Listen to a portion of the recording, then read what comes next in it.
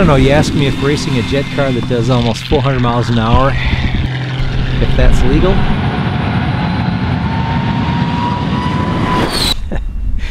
I don't care.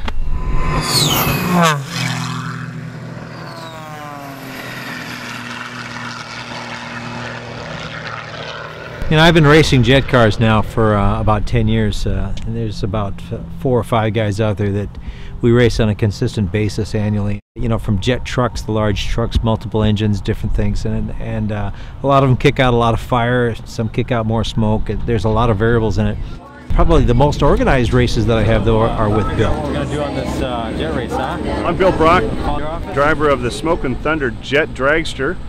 This weekend we were out here racing Michael Wiskus in the Lucas Oil pits.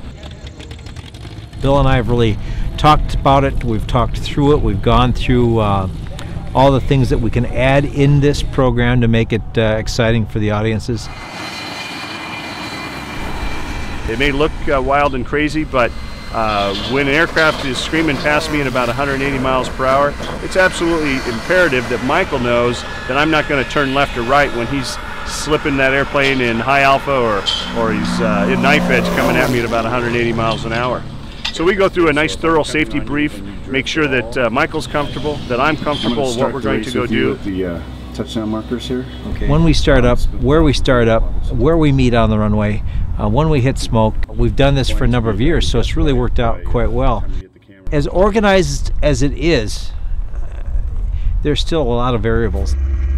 I have to constantly judge the wind. I have to constantly judge where his flame is going to be even when the wind bends it or pushes it a little bit.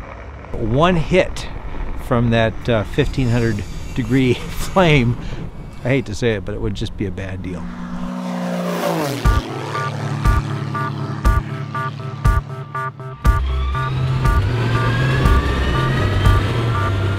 I give the cue to the crew chief, and we take our 9 Marine Optima batteries and we spool over that Westinghouse J34, and about 10% we turn on the igniters. At 13% I start giving it some fuel, and before we know it the engine's running on its own power. We disconnect the APU, and I turn off the igniters at about 40%, and it's time to go play with Michael.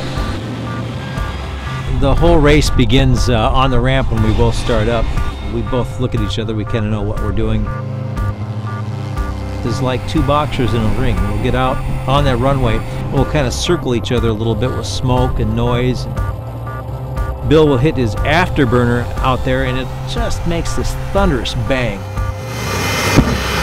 I'm aggressive, going after this guy that's invaded my airport. He shouldn't even be out there because he's a car. He's not an airplane. And that's the story that we try to get across. We first go out to the runway. We both put out a lot of smoke and get the crowd's attention, and we line up. Initially we'll have a short drag race. He knows that I'll lead the way because I don't want to be following that 40-foot flame.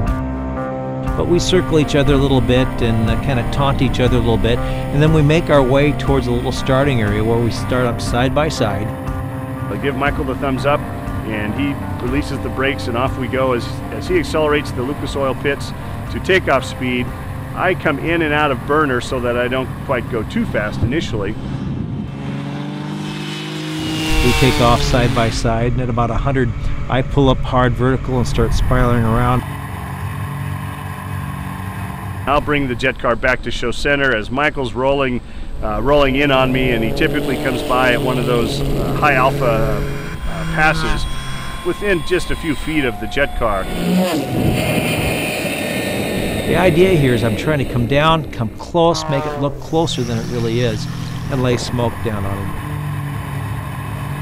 it. It is pretty close. I do end up getting within feet of him, but that's all part of the fun too. It's important for Michael to know that I can see him in my mirrors, and that I'm not going to turn right or turn left because he's almost at co-altitude with me. If I come in and keep it tight, I can hit him a number of times. At this point, the crowd has rushed the fence lines. Then it's time for the jet car to head to the end of the runway to line up for the race. He'll usually go attack my crew chief in the Corvette at the end of the runway and buzz him while he's setting up for the start of the race.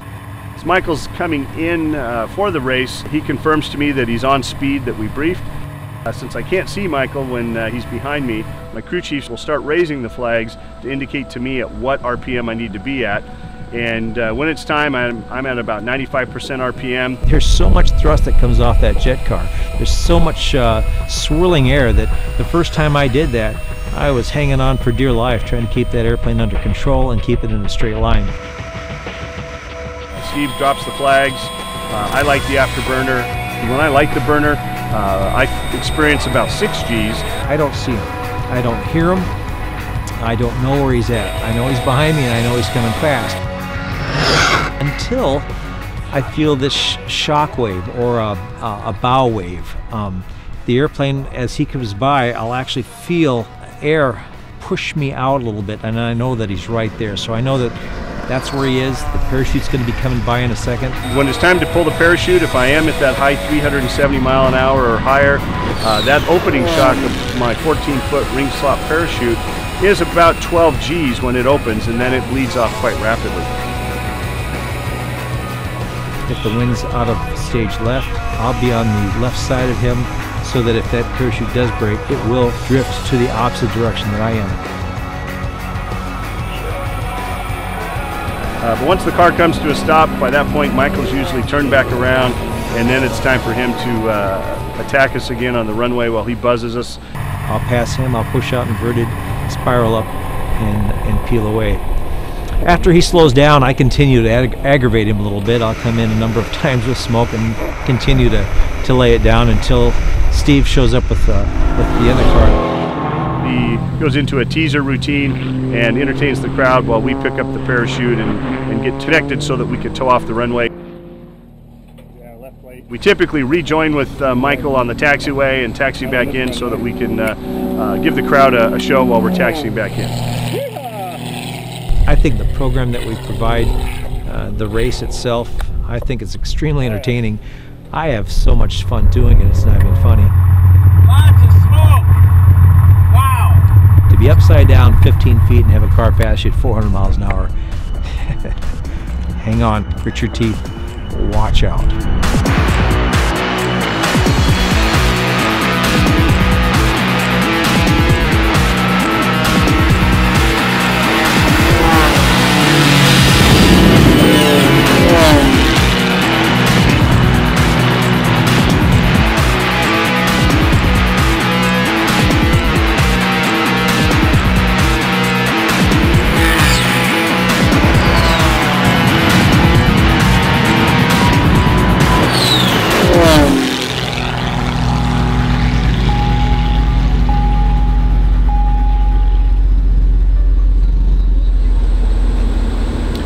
I'm Bill Braack, the Jetcar pilot, and I'm American Real. My name is Wiskus. I'm the Lucas Oil Airshow pilot, and I am